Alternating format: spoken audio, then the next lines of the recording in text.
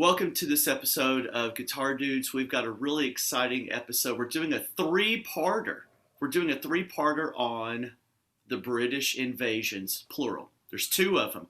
And it's such a massive topic that Brian and I decided to cover in three parts: 60s, 70s, and 80s. By the way, I'm John, your host, and always with B. Ryan.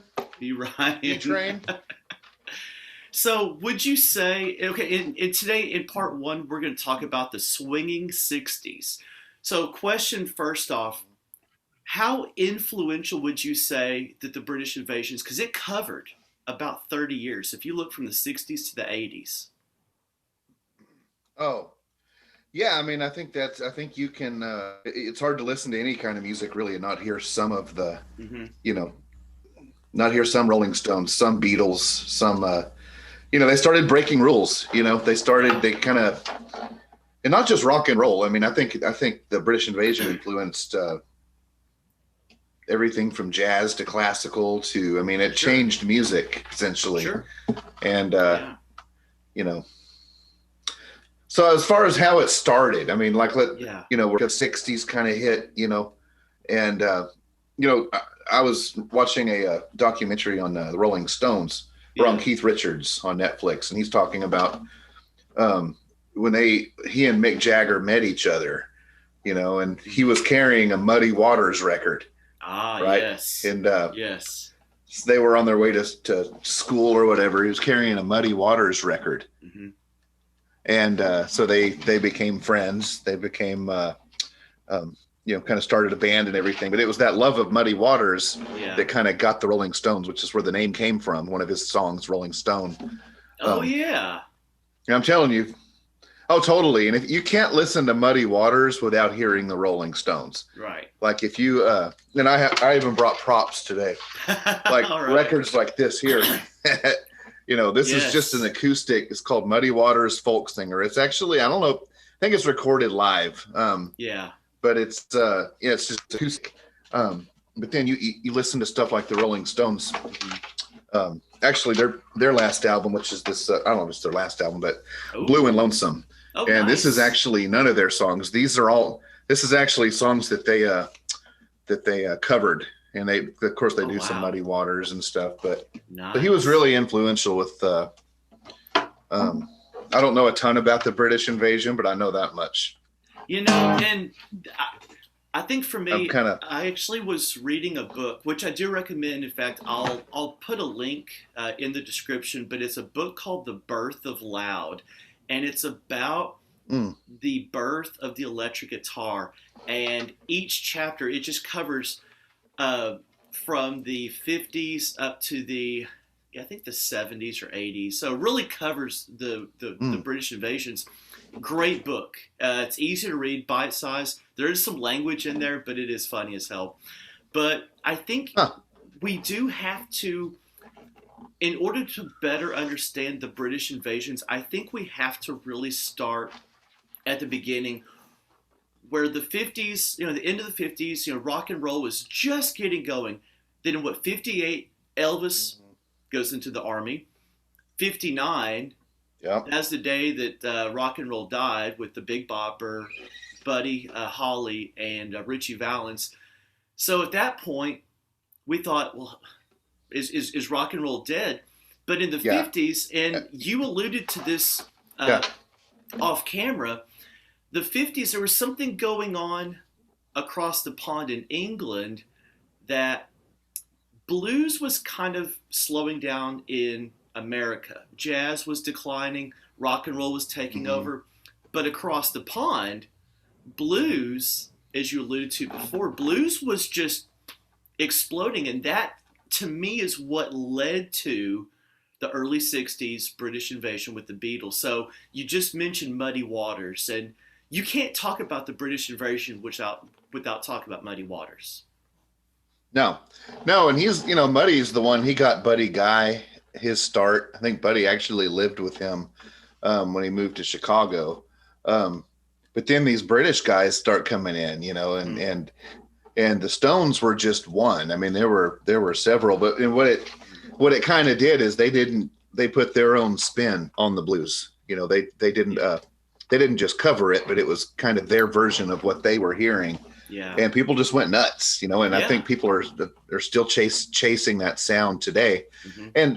And something else worth mentioning, with all of the British invasion also came all their gear, and they had, guitars and amps and stuff that, these Liverpool basses and stuff. And, and that's one thing, a lot of Beatles fans, they have a lot of fans just of their music, but there's a lot of fans just of their instruments. I mean, you can geek out on what instruments they used in recording techniques and stuff. Sure. That it was just a sound we didn't have over here, Right. So, well, but I don't know. What's your favorite? Like through this? Oh gosh, and it wasn't. In fact, I actually have a student that I was introducing classic rock to him, and he's 10.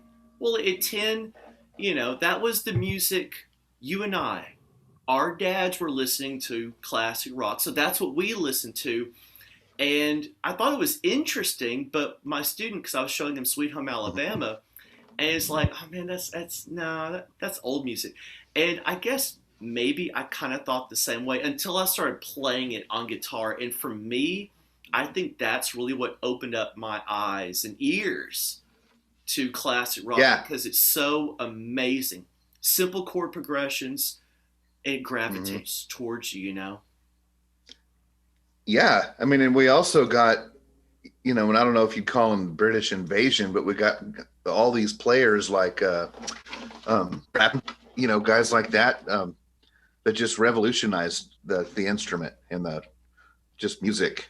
So yeah, the British invasion, it's kind of a yin yang between, British, kind of their version of pop rock and roll at the time, with our, even our American blues, which is rooted in very poor, African American. I mean, a lot of these guys coming, like Buddy Guy, he walked right off of he was a cotton farmer. Okay. They lived on a cotton farm. I mean, this was, and he like hitchhiked with his old guitar, like an old blues movie, all the way to Chicago. And, but it was that journey, from a cotton farm here in America to across the pond, and guys like Mick Jagger heard this, and it was life-changing. So, well, yeah, I mean, if anything, it should inspire everyone's, a musician. Cause I mean, you think Buddy Guy ever thought, he'd change the scope of music forever, or Muddy Waters. I mean, these guys were just trying to pay their rent. Yes. They were poor. They were, they were just trying to get by, so we think of them in their height. Same thing with Jimi Hendrix. We think of Jimi Hendrix, the Beatles. Oh yeah. We think of them at their height of their career. But yeah, Muddy Waters, early 60s. Jimi Hendrix, he was so flashy. I don't think Americans were really ready for him in the early 60s. It wasn't until he met Mick Jagger's girlfriend. And I'm sorry, Keith Richards. It's Keith Richards' girlfriend. And it was her that introduced him. I just remembered that it was her that brought him over into England. He was a hit in England because he was very blues rich, blues oriented, and people in England loved that sound. And I'm glad that you mentioned about amps. Oh, totally. Think about the amps that were invented during the 60s. Obviously Fender, but we're talking more British in this case. Marshall and Vox would not have been invented if it wasn't for them wanting that loud sound. I remember it was Eric Clapton.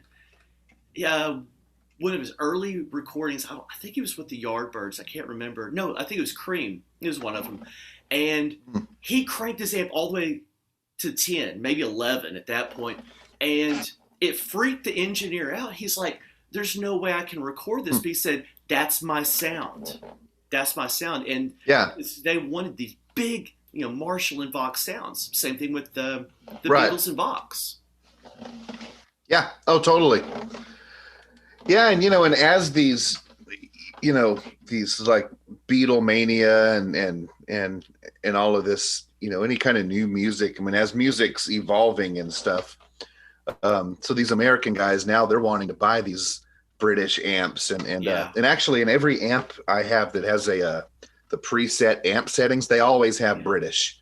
There's always a British setting, which gives you, I mean, it's just a tone. Unlike, so yeah, I mean, but along with all of that, I mean, these American companies now, they started kicking out, stuff, to sound like this British. I mean, everyone was kind of cashing in. Yeah.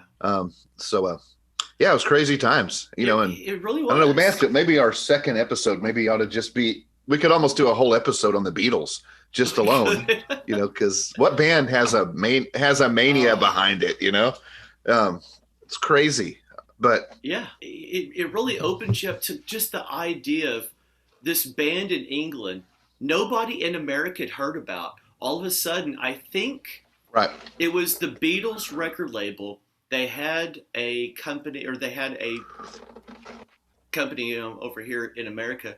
They're like, hey, we want to send you their new single. They're like, I don't know if it's Capitol or if it's Columbia, but it's one of them. But they're like, I'm not too sure about this whole British sound. But once it started playing on the radio, it exploded. And then, of course, once they came over and toured, it was insane. But it was their... And here's something else. Mm-hmm. Whenever that you look at how these people dressed in the 60s, you got I'm talking about bands, the Beatles, the Kinks, the Animals. When you look at pictures or videos of them, notice how they're all dressed the same. They have, they have an image. This did not happen by accident. They had their managers, they had A&R set, they had a team of people giving them that mop top, in the suit look, because it was a lot of it was image. It wasn't just the music, but it was their image too. Yeah. Oh, totally. Man, and that whole British invasion, I mean, that inspired, and it's still kind of early, and I haven't had enough coffee to remember exactly what, but I mean, it inspired film. It inspired that whole British fashion that I remember, that old British look. I mean, everyone had started wearing those stupid looking shoes. I remember. And those pointy little Beatles shoes were huge. And like, it was kind of like, we spent a lot of time on grunge because that's, but I mean, the style, everything. And even to this day, I mean, there's a lot of spinsters, man. They still dress like, they still have the chili bowl haircut and the it's crazy. It really was, and fashion was huge. I mean, fashion really changed, and I think that the Beatles and bands like that really influenced that. And it's hard to mention the '60s without mentioning Austin Powers, because whenever I think about the 1960s pop culture, I actually do not think about music. Totally. I don't know why. I think Austin Powers. That's the perfect example. Yeah. And that was, and I'm sure that they might have embellished it a little bit. I'm sure Mike Myers embellished a little bit, but I'm sure that to some degree was how they dressed. But then, you had Beatles. James Bond?